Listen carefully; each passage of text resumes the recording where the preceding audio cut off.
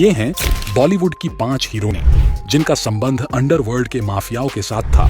एक से तो दाऊद खुद मिलने आता था। नंबर 5, मंदाकिनी। मंदाकिनी का करियर बॉलीवुड में बहुत छोटा रहा, लेकिन उनके करियर में सिर्फ एक फिल्म राम तेरी गंगा मैली ने उन्हें जो कामयाबी दिलाई, शायद बहुत लोगों को कई फिल्में करके भी वैसी पॉपुलैरिटी ना मिल पाती।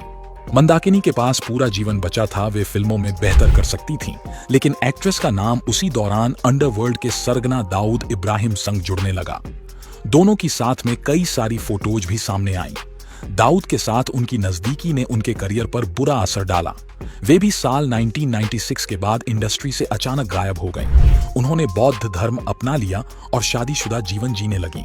फिलहाल वे भारत वापस आ गई हैं। Number 4, jasmine धुन्ना।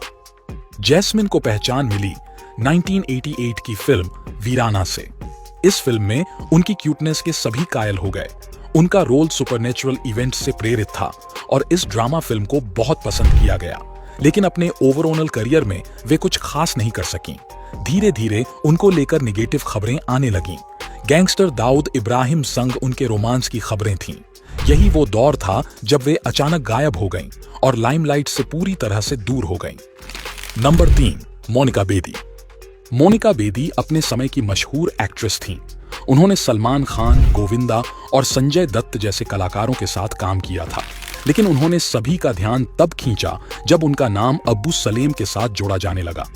रिपोर्ट्स की माने तो मोनिका ने अबू सलेम से शादी भी कर ली थी और अपना धर्म बदल लिया था। फिल्म फेयर की रिपोर्ट्स के मुताबिक मोनिका और अबू की पहली मुलाकात 1998 में हुई थी। इसके बाद दोनों के बीच रोमांस शुरू हुआ था। मोनिका ने एक इंटरव्यू में अबू संग अपने रिलेशनशिप का खुलासा भी किया था।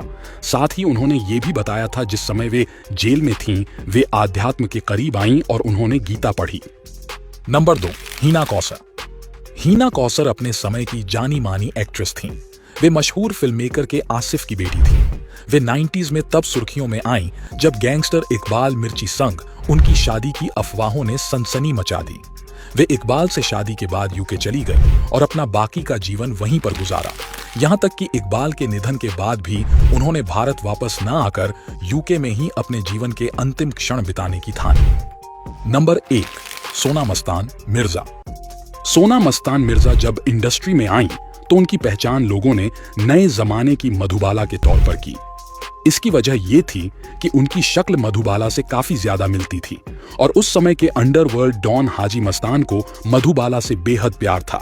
भले ही हाजी मस्तान को मधुबाला नहीं मिल सकी, लेकिन उन्होंने सोना मिर्जा से शादी कर ली। सोना उस समय एक स्ट्रगलिंग एक्ट्रेस थीं और उन्हें ज्यादा बड़े बजट की फिल्में नहीं मिल पा रही थीं। हाजी संग शादी के बाद उनका जीवन संवर गया।